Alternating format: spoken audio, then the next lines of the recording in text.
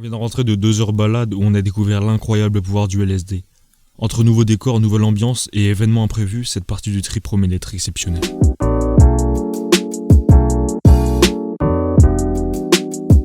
Salut tout le monde, c'est Trip Story et j'espère que vous allez bien.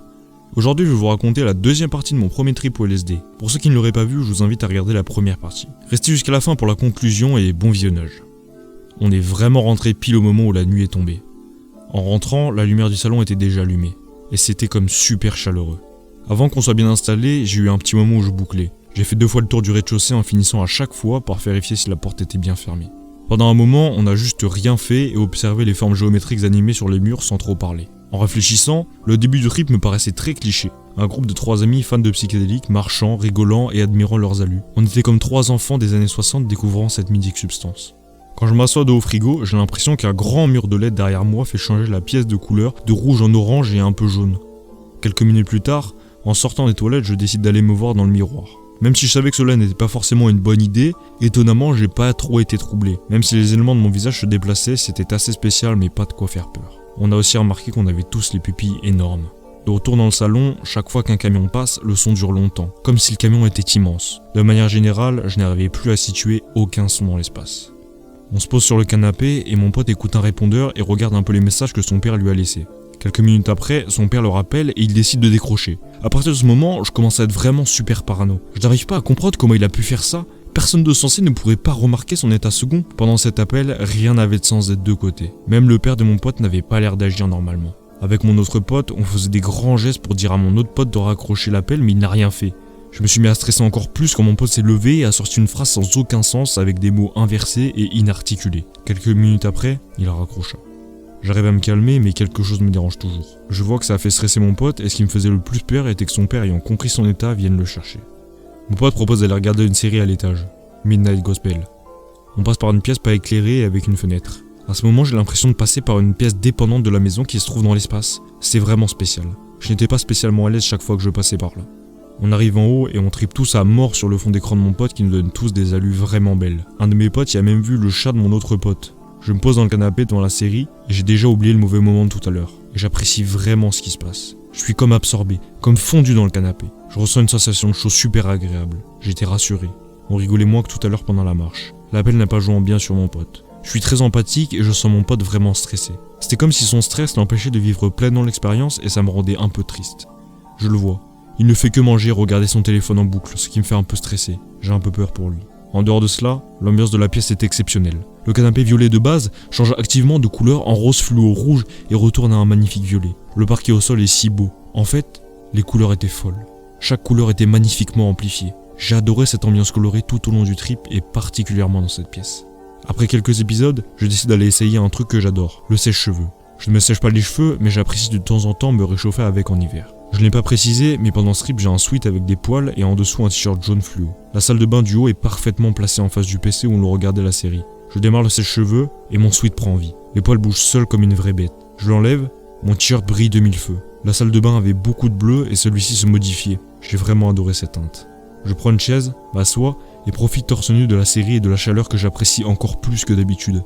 En me regardant à nouveau dans le miroir, je me sentais comme très confiant. C'était comme si mon visage était en train de s'améliorer cherchant la perfection. Je regardais la série en même temps de loin et parfois j'avais l'impression que la vision de base était floue et que je possédais une vision encore plus développée qu'avant. Une vision avec beaucoup de détails partout.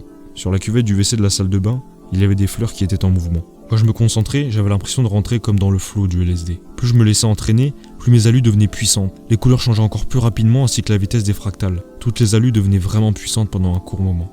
Depuis la salle de bain, je vois mon pote qui se reste depuis tout à l'heure. La parano revient. Je le vois parler à quelqu'un sur son tel et sur le coup je me suis dit que s'il vit vraiment mal l'expérience, qui sait ce qu'il peut faire. Je me lève pour aller voir. Je jette un œil et je vois des mots et des messages qui m'ont tous rassuré. Je lis des trucs comme à l'aide, salon, police, papa. Je stresse vraiment et j'essaie de lui prendre son tel pour relire et être sûr de ce que j'ai vu, mais il ne me laisse pas faire. Et je retourne dans la salle de bain m'asseoir. Je le refais une deuxième fois puis je repars encore une fois. J'essaie de me calmer. Je réfléchis rationnellement et je me dis que si moi je suis capable d'être sur mon téléphone et de ne pas faire n'importe quoi, alors lui aussi. De plus, parfois je lis des messages et les mots sont inversés ou se répètent. J'ai peut-être simplement vu ce que le LSD voulait me montrer. En plus, on a un benzo, donc si ça se passe mal, il peut toujours arrêter le trip si jamais. Tout sur mon téléphone a un contour multicolore et c'est vraiment beau. On met en pause la série et on décide de descendre en bas. Je m'allonge encore une fois sur le canapé et je me fais une nouvelle fois absorber par le canapé. Les formes géométriques animées sur les murs, au sol et sur le plafond étaient vraiment plaisantes à regarder. Le mur avait des détails en 3D. Toutes les extrémités de ces détails étaient parcourues par un fil multicolore rapide et très beau. Je vais aux toilettes du bas et pendant que j'y fais mon affaire, une lumière vient du dessus et la pièce se met à changer en beaucoup de couleurs rapidement. C'était très plaisant. On retourne en haut et on parle très peu. On se met à plusieurs endroits sans réelle raison et on fait pas grand chose. On est juste complètement perché. On rigole pour tout et rien. On se retrouve même un moment à 3 dans la salle de bain avec le sèche-cheveux sans rien réellement faire. Mon pote nous sort à un moment qu'il veut aller se coucher alors qu'il était encore assez tôt. Il nous a expliqué que pour lui il était 4h du matin. On redescend une nouvelle fois pour manger. Mon pote avait très faim même après avoir mangé presque une baguette entière. J'essaie quand même de manger pour découvrir les sensations.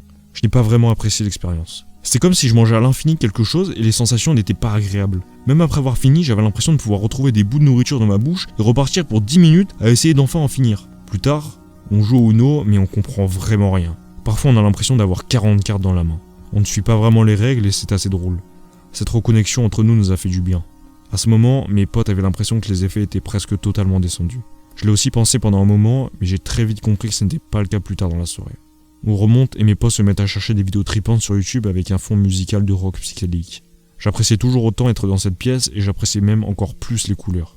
En me laissant aller dans le flow, j'arrivais à avoir des allus puissantes sur les tableaux. Je la voyais comme sortir du mur puis se faire aspirer par un tableau encore plus gros. Quand j'étais fixé sur le tableau, tout était extrêmement lisse. Comme si le tableau était mis en avant. Ce tableau m'a paru vraiment beau et je me suis demandé à ce moment, mais qu'est-ce que l'art après tout ce que j'ai vu aujourd'hui ? J'avais parfois l'impression de changer de mode de vision. J'avais tout d'un coup d'énormes détails sur tous les objets et c'était plaisant. Par moments, le papier peint ressortait du mur en 3D comme une vague. Plus tard, on est allé dans la chambre de mon pote qui a un papier peint de briques qui nous a fait énormément triper.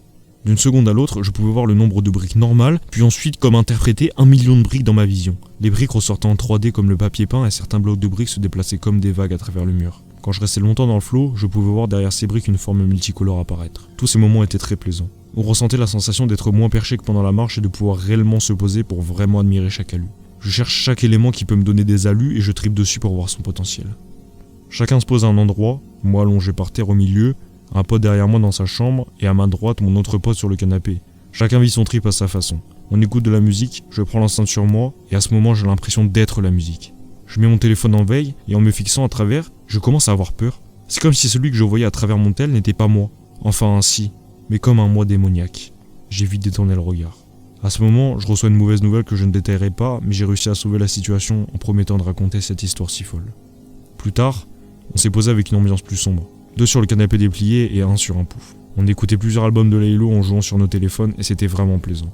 Vers 3h, tout le monde se met à dormir mais j'y arrive pas. Les alus les yeux ouverts étaient vraiment presque plus là mais celles les yeux fermés étaient encore là. De 3h à 7h, j'ai pensé à énormément de choses. Mon cerveau me faisait imaginer des animations tripantes et j'avais comme la musique dans ma tête. Beaucoup de questions m'ont traversé, c'était comme un combat contre moi-même. J'ai même un peu mal vécu certains moments. J'avais l'impression parfois de vivre tous les potentiels bad trips qui auraient pu se produire. Vivant mal ce moment, je me suis mis à jouer sur mon téléphone jusqu'à 7h avant de m'endormir.